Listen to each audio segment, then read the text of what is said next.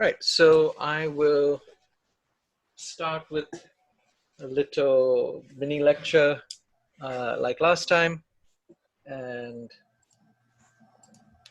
after that, again, we'll switch over to problem solving.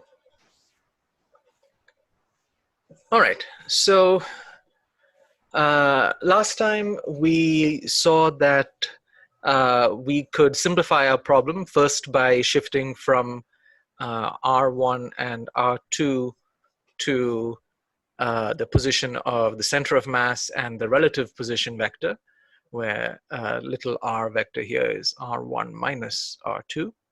And then focusing just on the relative position, we saw that because angular momentum was conserved, the motion had to be in a plane. And so we could describe everything using just r and phi.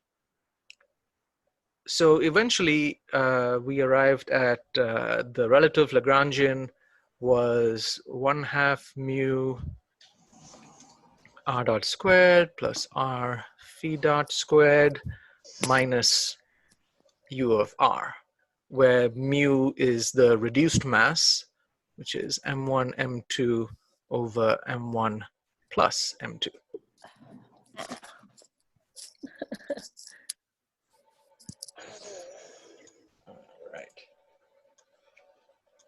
Okay.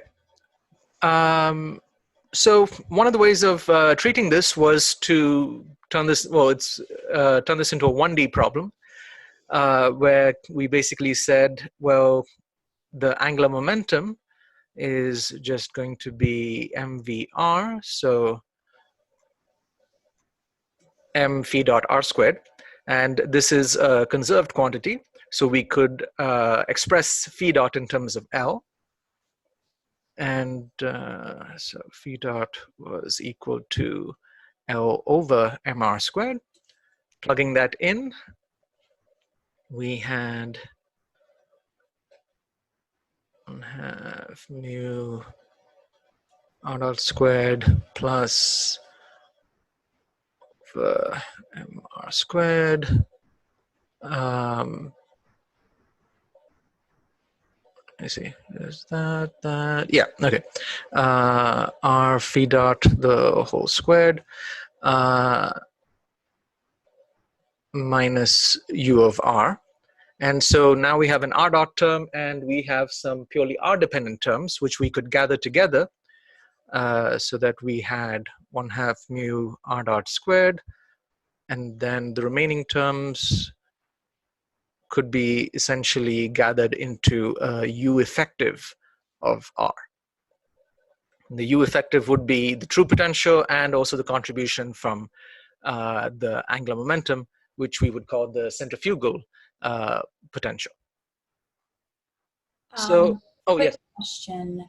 When you're talking like the L, you mean mu phi dot r squared, right? Or do you mean m? Oh yes, you're perfectly right. Yes, this should be mu. Yes, and same over here and here. All right. Thank you for catching that. Okay.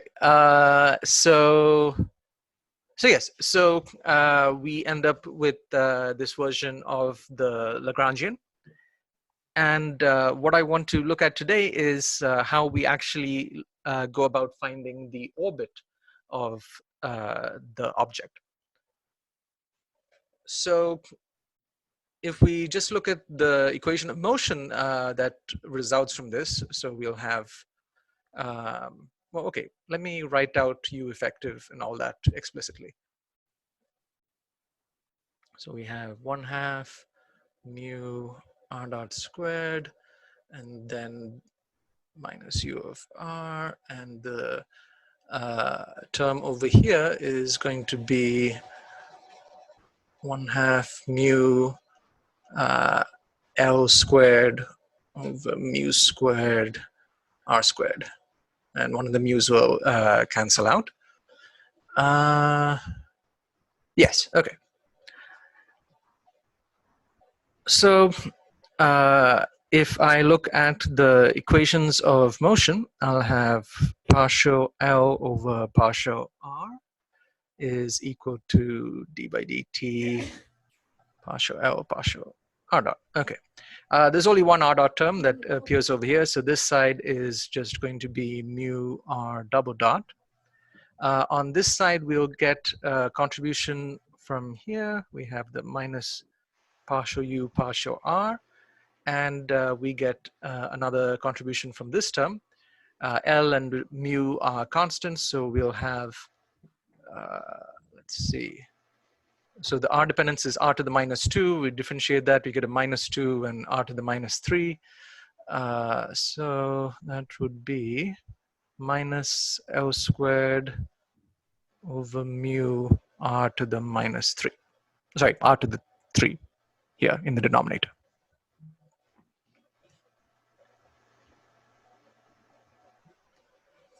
Make sure I didn't make any mistakes. If you catch any mistakes, let me know.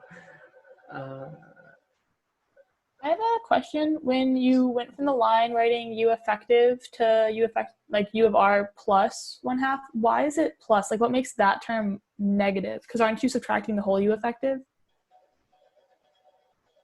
Okay. Good point. So let me, yes, and I had actually made a mistake here. This would be plus over here. So, so U effective, okay, so I'll just write that over here.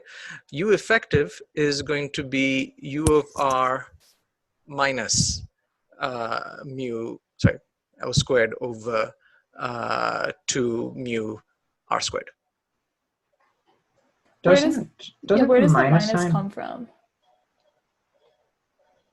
like why is U effective minus L and not plus? I think it should be a plus because the force is the negative gradient, but the integral also introduces a minus sign. So I think the two minus signs should end up canceling out, and it should be plus. So you'd get U of R plus 1 over the whole thing of them. Because it's integration with respect to R, essentially, which is R to the negative 2 power. So you're adding the minus 2, but you're dividing by minus 2, and you're also multiplying by minus 1 because force is the negative gradient, right? Wait. I think it should be a plus sign in the expression for the effective potential. Over here? Yeah. All right, just a sec. So over here, we clearly have the kinetic, I mean, in the kinetic energy, we have this positive contribution here. And so we are absorbing this term into U to make the U effective.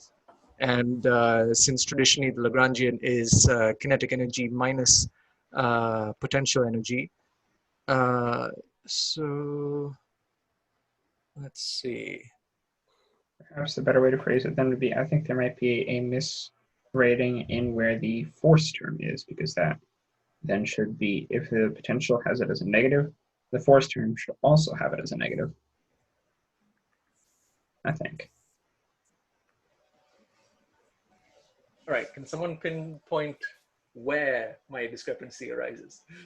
In your line there, just below the Lagrangian equation of motion.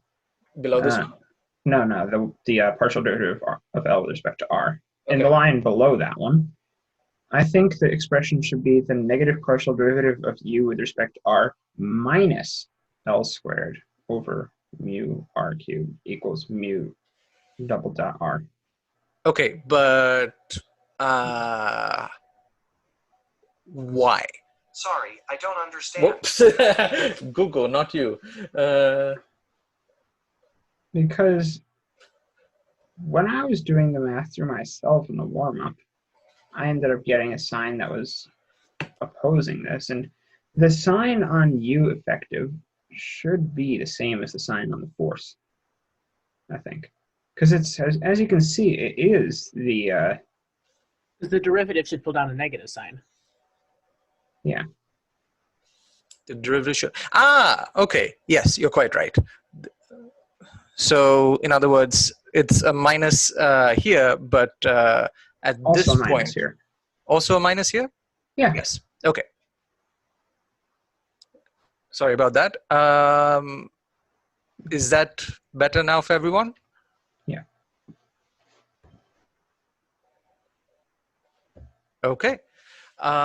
So yeah, I forgot that when I was doing derivative with respect to r over here, it's -2 times r to the -3, and so that was the minus sign over there. Okay. So.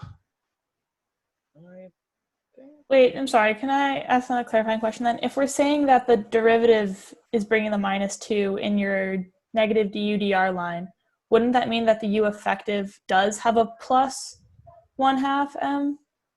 I mean mu.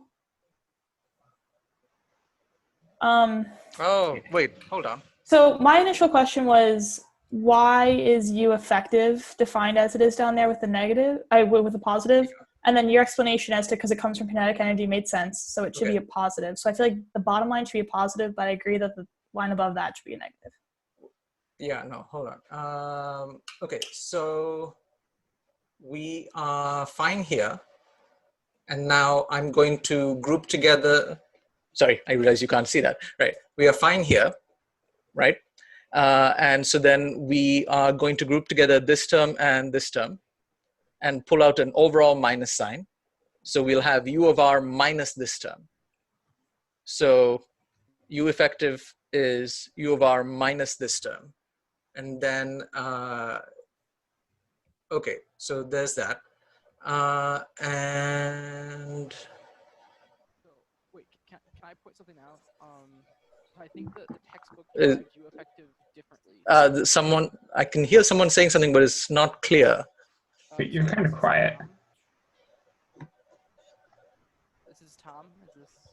Is it Thomas? Who is that? Yes. Yeah, Tom's trying to speak, but his microphone is very quiet for some reason. Is this okay? That's better. It's better.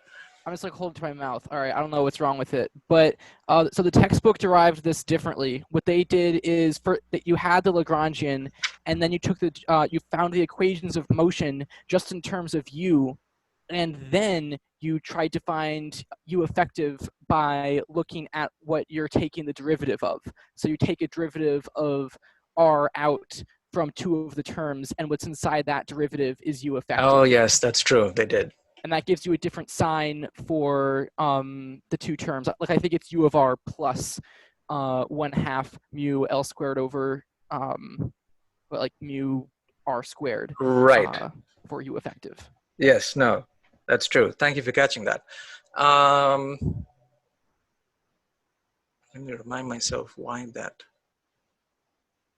Okay, but yeah, no, you're correct. That is the traditional way. I'd forgotten. Yes, I've done this mistake before, in fact.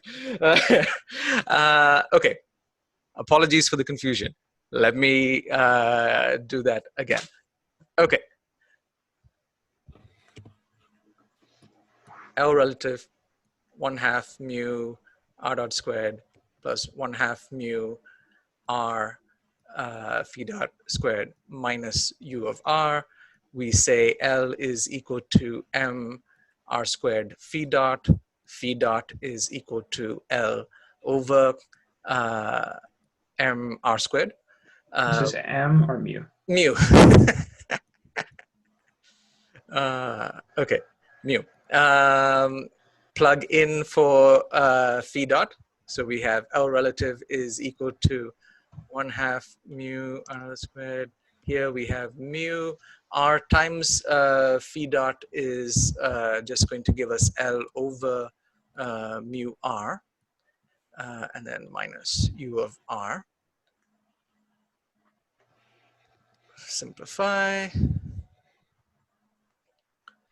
1/2 L squared mu over mu r squared minus u of r.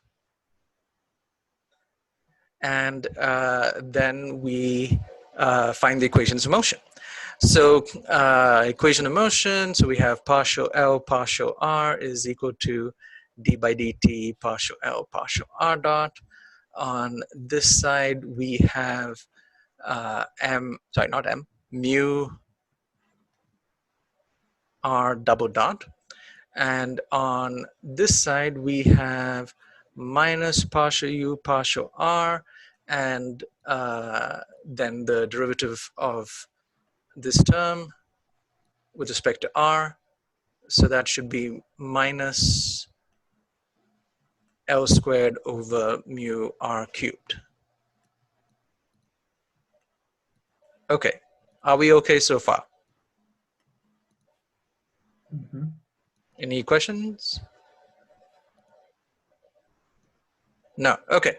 Now what we do is we define the U effective so that partial U effective partial R should be equal to, well, okay, let me put the minus sign here. Minus partial U effective partial R is equal to minus partial U partial R minus L squared mu R cubed.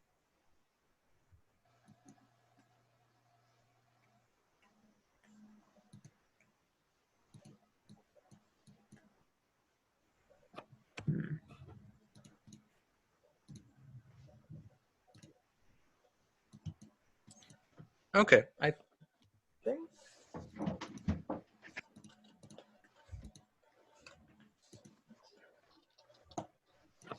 then that I have that right. Let's see.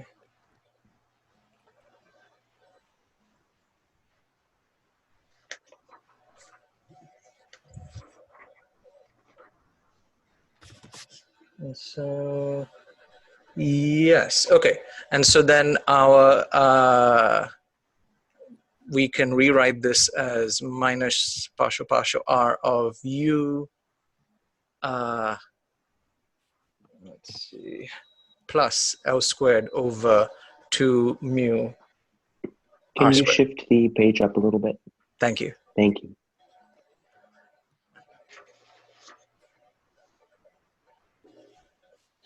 Yes. Okay. Because we can see if we distribute this partial derivative, first term is minus partial u partial r, and this term, when you do minus partial partial r, L squared and 2 mu are constant, you get derivative of 1 over r squared, or r to the minus 2. So you pick up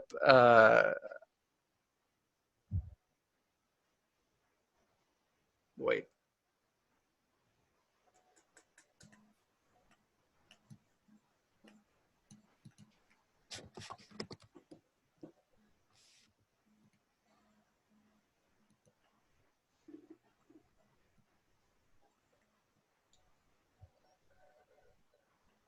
Feel like that's correct, and yet somehow Is what you're doing, like you're factoring out a ddr, is that essentially like taking the integral of that L squared term?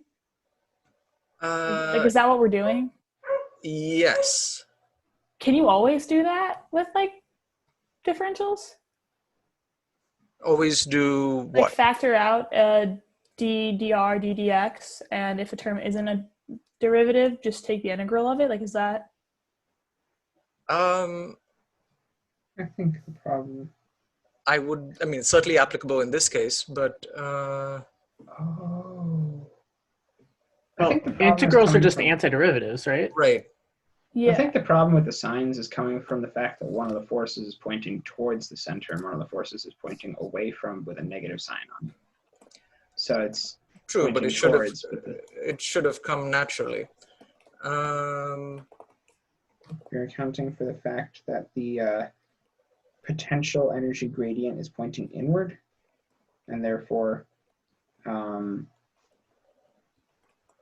minus sign on that indicates that it's pointing inwards, whereas the centrifugal force is pointing outwards and all that. I feel like there might be a coordinate confusion here. One of them being assumed to be pointing inward and the other being assumed to be pointing outward, which could be causing the minus sign issue here, because clearly there is an issue with the minus sign, I think.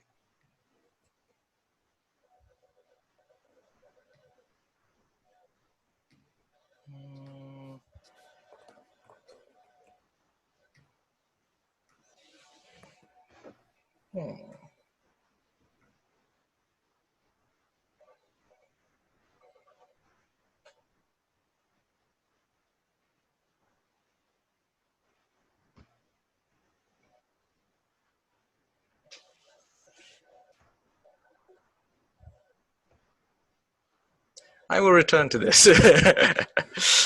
Huh.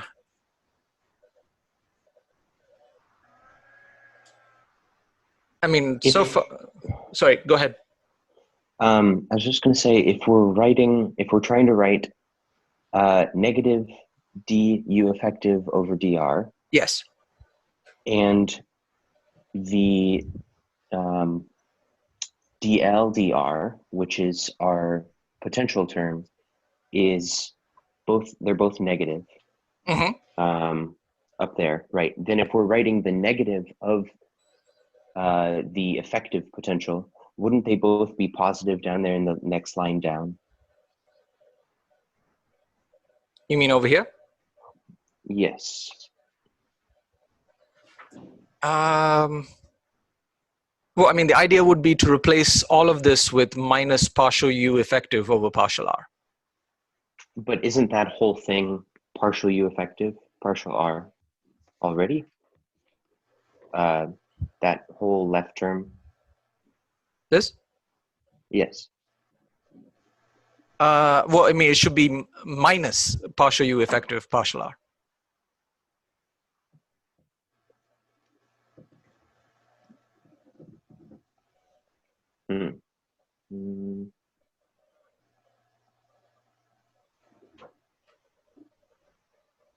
So I don't know why the textbook does this, but you definitely do get the sign difference that we want.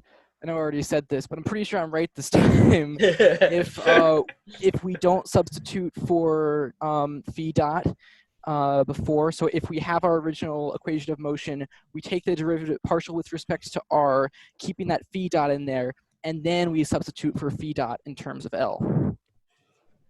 That gives a different sign. Oh, my mistake. I misunderstood what you were saying earlier. No, I mean, I'm saying something different now, but yeah. Okay. So over here, don't substitute for L and carry through, do the antiderivative, and then substitute for phi dot. Right. I mean, I think it's essentially just like taking the right sort of partial derivative. Exactly. Yeah. That's definitely where the issue is occurring. It's what is being held constant when we do a derivative with respect to r. All right. Hoping this is all very educational for all of you. I must be extremely careful. Okay. One more time. 1/2 mu r dot squared plus 1/2 mu r phi dot whole squared minus u of r. Go directly to equation of motion in the r direction. So we have partial L partial r is equal to d by dt partial L partial r dot. Partial L partial r, we'll get to that side. On this side, we just have the mu r double dot. On this side, we have the minus partial u partial r. And from this term, we will have, let's see, the r, right? Okay, so phi dot and mu are treated as constants. So we have a plus mu phi dot squared, and then we have an r squared and 1/2, but we do the derivative with respect to r. So we get 2r. And so the half goes away, and so we just get phi dot squared r. Okay.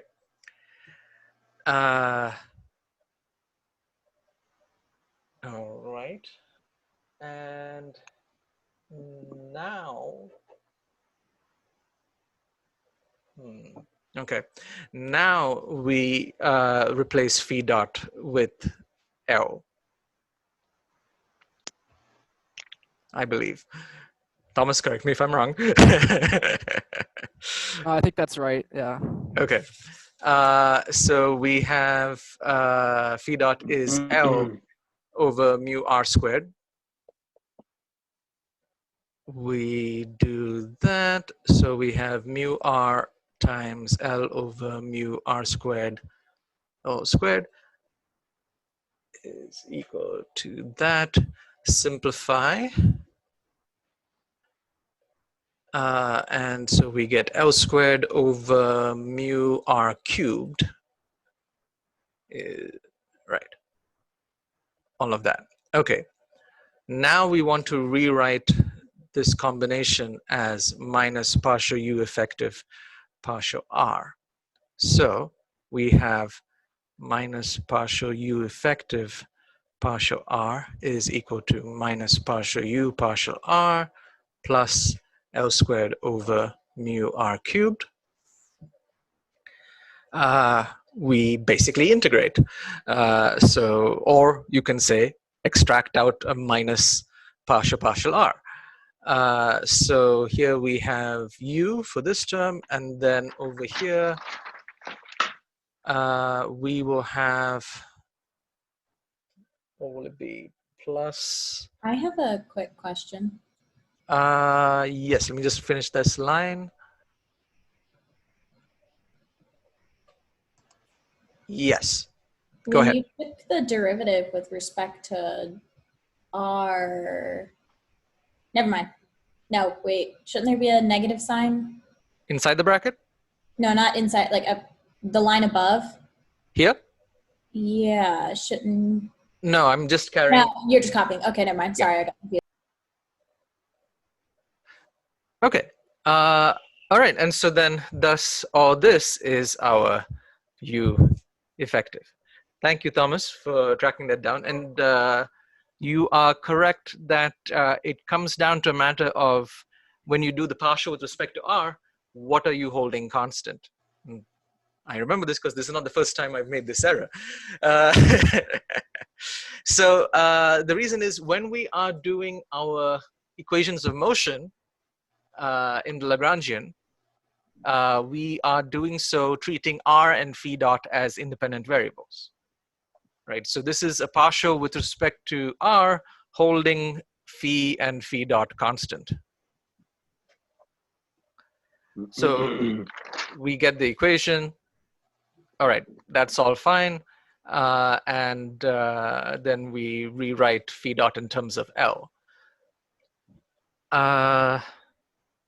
Let's see.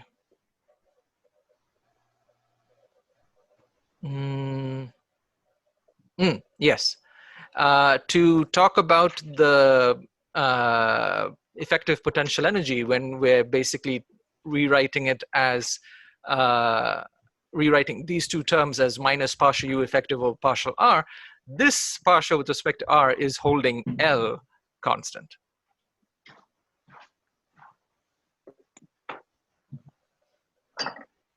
Which is not the same as holding phi dot constant because phi dot, someone needs to mute, oh, there we go, right. Because phi dot is L over mu r squared. So holding L constant and holding, doing a partial with respect to r while holding phi dot constant is different from doing a partial with respect to r holding L constant.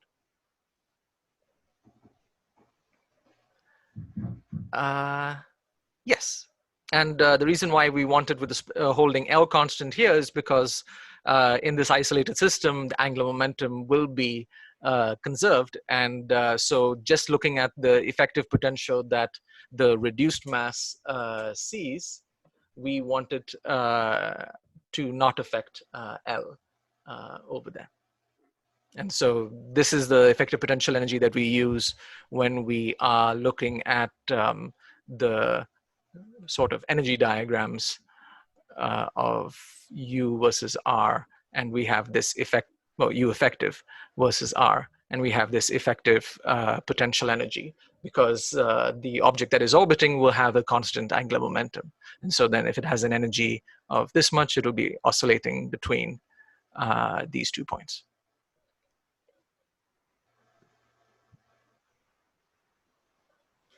Questions? Apologies again for the confusion, and thank you to all of you for tracking down the various errors along the way.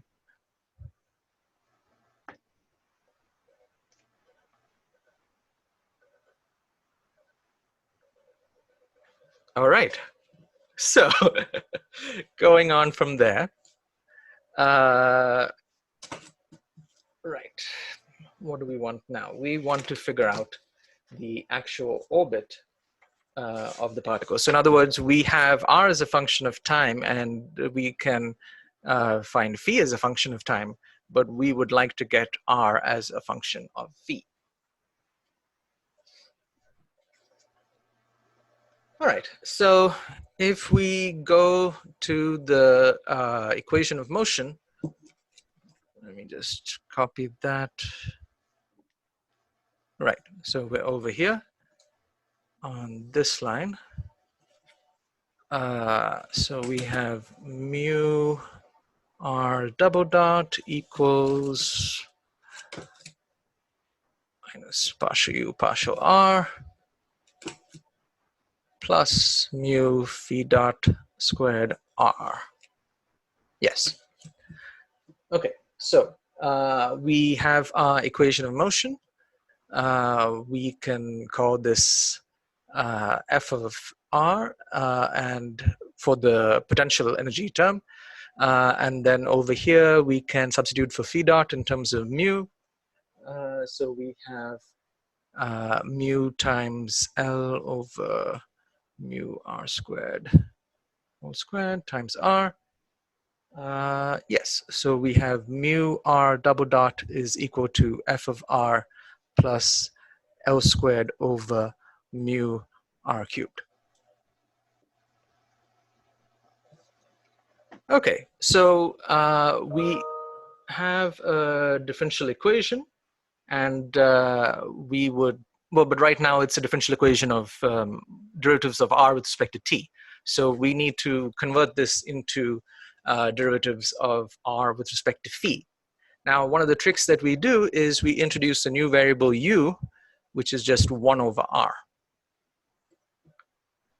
All right, so on the right-hand side is not much of an issue.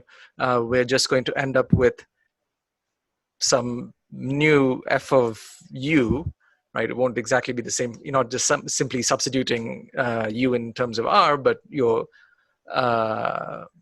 get a new functional form here.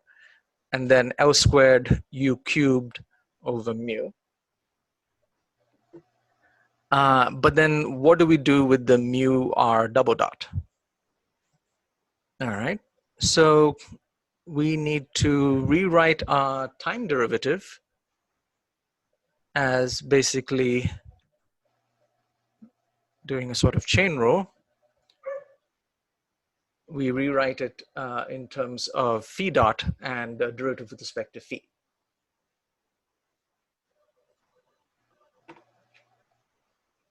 All right, but phi dot, so this is phi dot dd phi.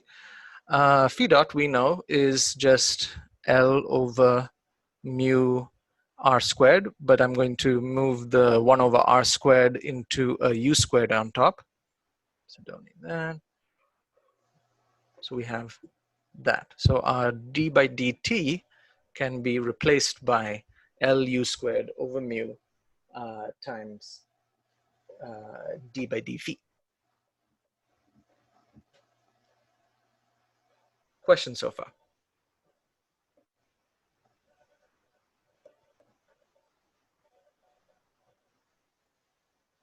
Okay. All right, so let's do that. So we're going to need r double dot. So r dot is d by dt of r, but we will change both of these. We'll first replace r by 1 over u, and then we'll replace d by dt with this combo. So we have L u squared over mu d by d phi of 1 over u. I'll copy that onto the next page. So one more time, r dot is d by dt of r, which is going to be d by dt of 1 over u, and replacing the time derivative, we have L u squared over mu d by d phi of 1 over u. All right, then we do chain rule on u for that derivative. So we have L u squared over mu. Here we have du d, well, first derivative of 1 over u is minus 1 over u squared, minus 1 over u squared, and then we have du d phi. So that simplifies to minus L over mu du over d phi.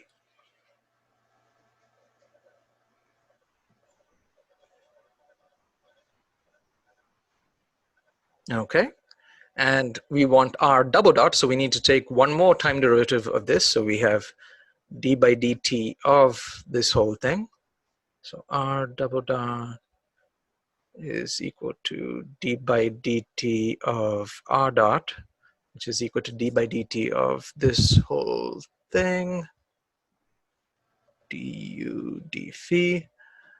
But then the time derivative gets changed again into this combination. So we have L u squared over mu d by d phi of minus L over mu du d phi.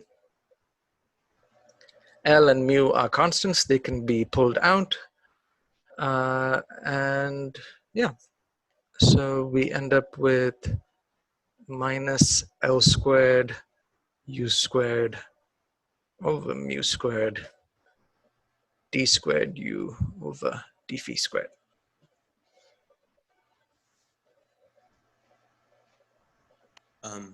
Yes. Just briefly, can you go over again the motivation for switching to R in terms of phi? Oh, in terms of u? It's honestly just a trick. It turns out that the resulting differential equation is easier to solve in terms of u. Yeah. Sorry, I meant like trying to get R in terms of phi. Oh, why do we want R in terms of phi? The idea there is to see the shape of the orbit. To see what the motion would look like in the R phi plane. So in the case of gravity and Coulomb's law, we'll see it's a nice closed path, but we can see that if it's not one of a special set of force laws, then we get the precessing orbit. I see. Thanks. Mm-hmm.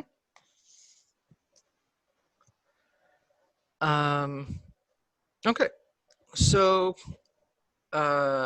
we have our expression for R double dot.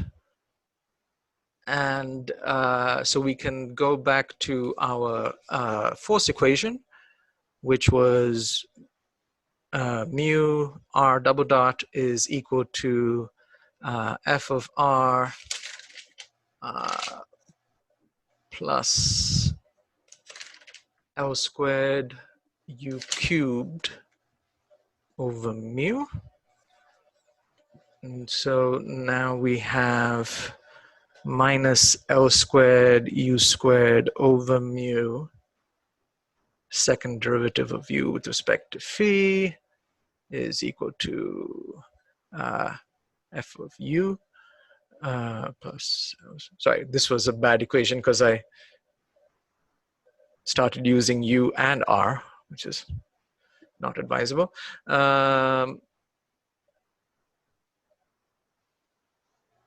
Okay. So this is our general expression. Until now, we haven't specified what type of central force we're dealing with. Okay, so the textbook, they look through two main examples. One is when there's no central force, and so you just have straight line motion. And the other is the Kepler problem, when we look at when the force is a 1 over r squared attractive force. So we'll just look at that in a little bit more detail.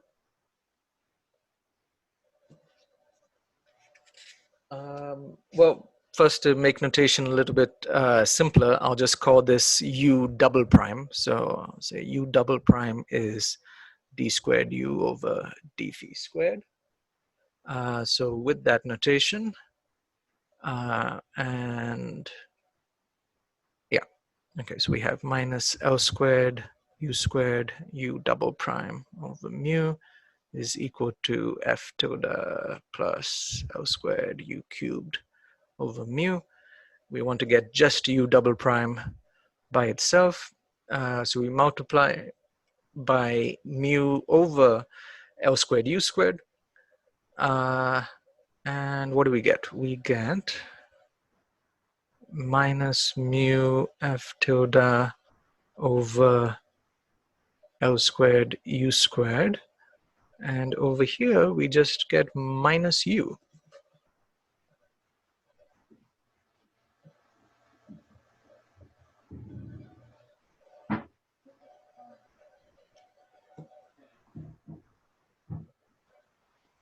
Any questions, clarifications before I flip the page and specialize to the Kepler?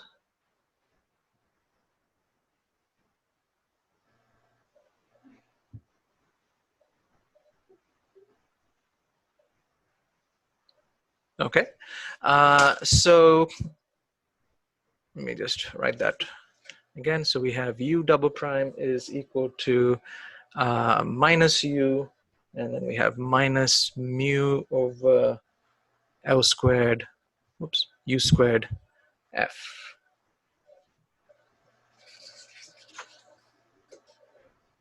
All right, so for the Kepler problem, we are basically setting f is equal to some constant gamma minus gamma over r squared.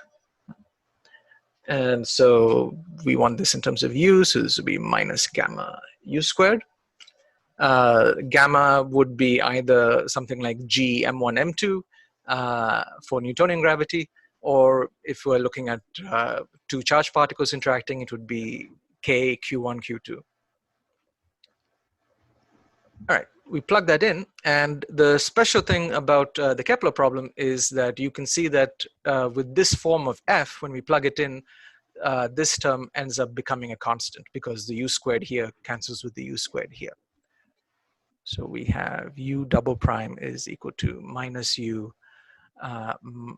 plus mu gamma over L squared.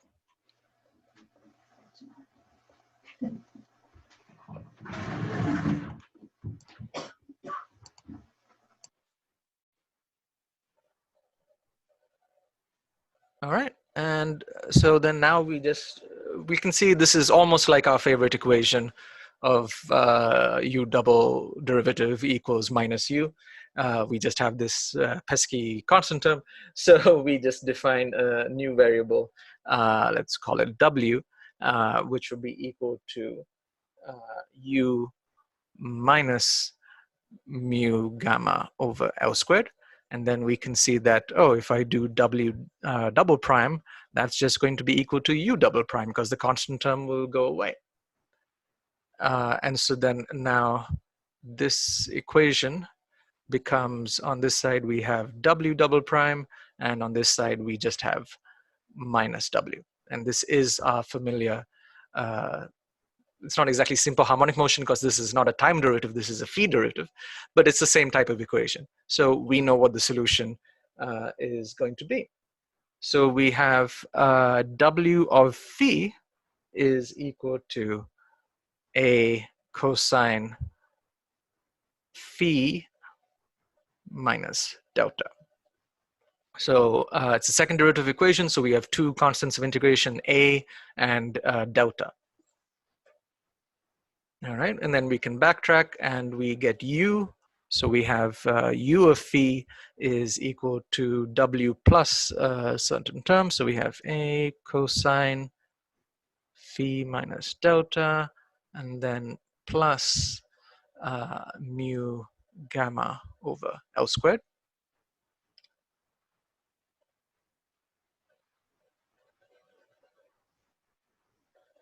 We can remove delta by orienting axes. So that, just to make our life a little bit simpler, obviously if we have multiple bodies orbiting, you can't do this for all of them simultaneously. Plus there would be additional interactions. But since we're just dealing with 2 objects here, we're free to do that. So we have u of phi is equal to just a cosine phi plus mu gamma over L squared. And so we can pull out mu gamma over L squared. We have 1 plus epsilon cosine phi, where if we compare them, we see that epsilon is equal to a L squared over mu gamma.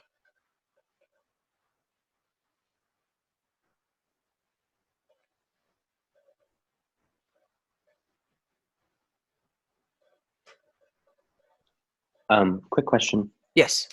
Sorry, it just went right over my head. Can you explain again why we can remove the delta? Oh, sure. So we just reorient. So the delta here. So if we think in terms of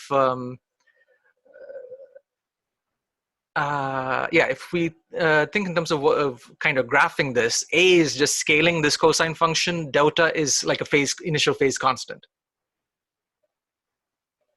Okay. Okay. So, but we're doing this in terms of essentially r and phi. Well, here u and phi. So we can always rotate our plane so that the phase constant is 0. I see. Makes sense. Okay. Thanks. Okay, so we're almost there, and then finally we just shift from u to r. So we have 1 over r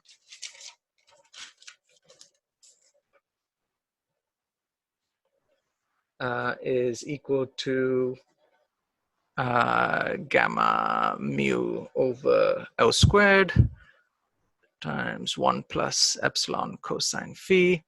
And so we have r is equal to,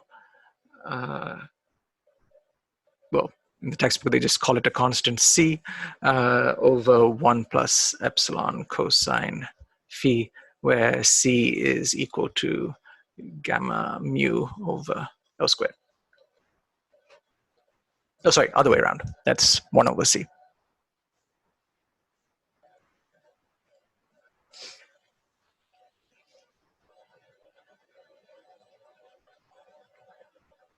All right, so we have finally achieved our equation of the orbit. So this is r as a function of phi. And this turns out to describe a whole variety of orbits depending on the value of epsilon.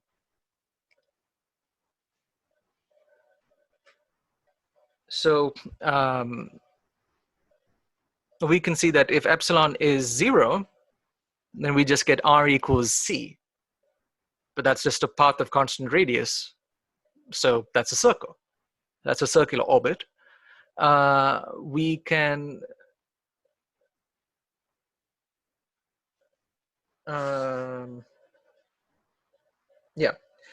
we can look at the values of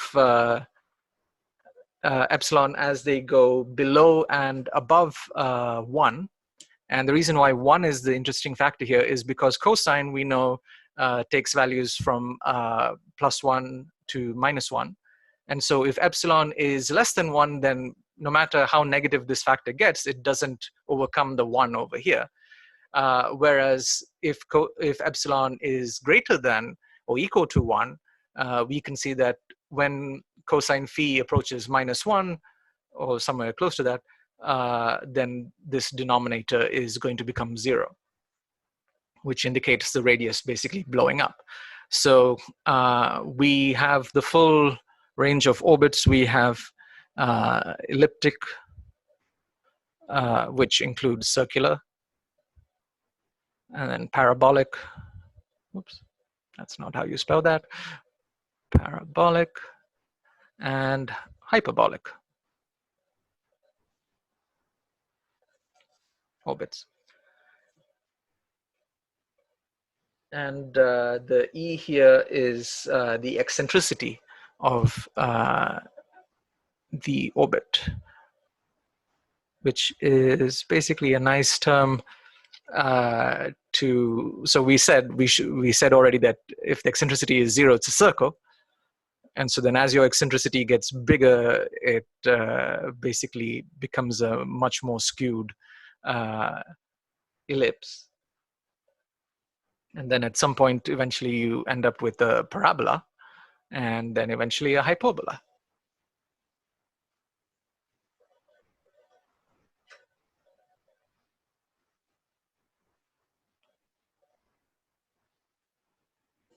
All right, let's examine that solution a bit further. So we have R of phi is equal to C over 1 plus epsilon cosine phi. So first we'll look at the bounded orbits case, where epsilon is less than 1. Excuse me. And so then we see that R max will be when the denominator is smallest, which will be when this is most negative. So you'd have C over 1 minus epsilon. And similarly, R min would be C over 1 plus epsilon. And so this is for the elliptical orbits case. And so to give us a better picture of what's going on, assume that's an ellipse, there are two foci, and let's add on some geometry terms. Okay, so this length, right, the so-called large radius, if you like, or the semi-major length, is typically called A. This is the, sorry, semi-major. The other one is the semi-minor axis, and typically denoted by B. This distance here between the center and the focus, one of the focuses, foci, is called D. And it turns out that D is equal to A times the eccentricity, epsilon.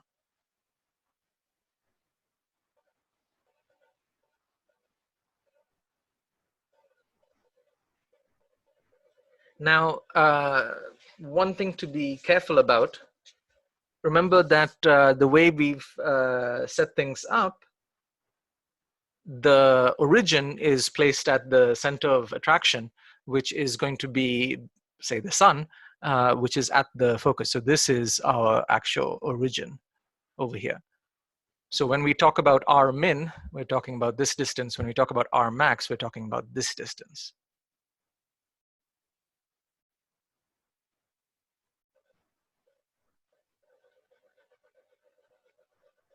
If we want to relate that further to the expressions that we have over here, we can, so we have expressions already for R max and R min. It turns out that A is going to be equal to C over 1 minus epsilon squared, and B is going to be equal to C over square root of 1 minus epsilon squared. And the equation in the xy plane, well, okay, want to again caution here that the origin is not at the center of the ellipse, but with that in mind, we have x plus d over a the whole squared plus y over b the whole squared is equal to 1, is the equation in Cartesian coordinates with the usual x, y.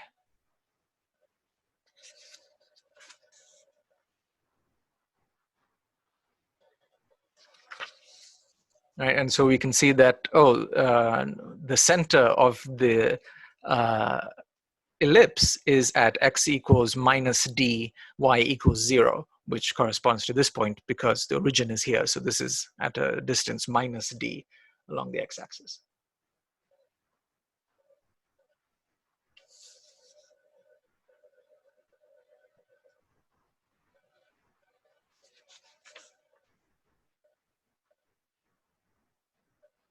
All right, and in terms of observables, of course, if you take your observations of the orbit of the planet, then you can just directly measure what B and A are. And so you can see that B over A will give us a nice 1 minus epsilon squared square root of that.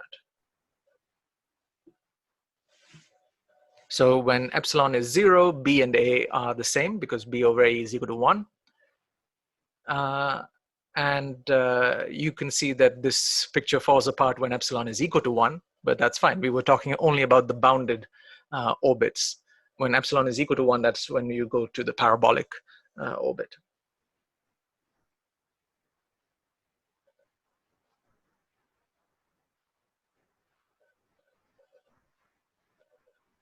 All right. Questions?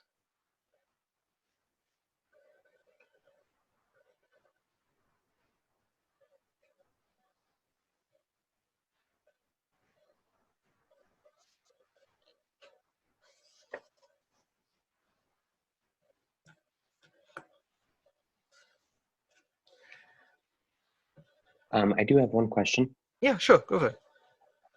Is this material that you're covering now just an application of Lagrange mechanics, or is this going to be covered in, say, an exam? Would we be tested on Oh, I this see. part of I mean, it would be in an exam, but I mean, all your exams are like open textbooks, so I wouldn't worry about memorizing them. No, that's fair. Yeah, no, I don't remember these off the top of my head either, so yeah, don't worry about that. But you should hopefully understand the conceptual underpinnings, yeah.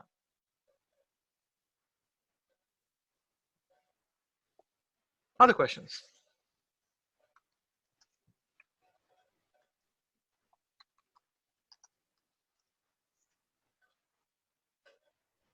Okay. All right, so it's about 2:20, so it gives us about 20 minutes. Hmm.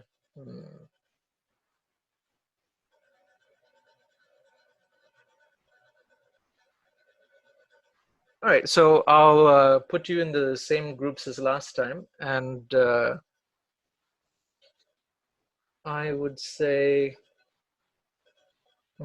yeah, continue on with the problems from last time. So I'll put the numbers up here again.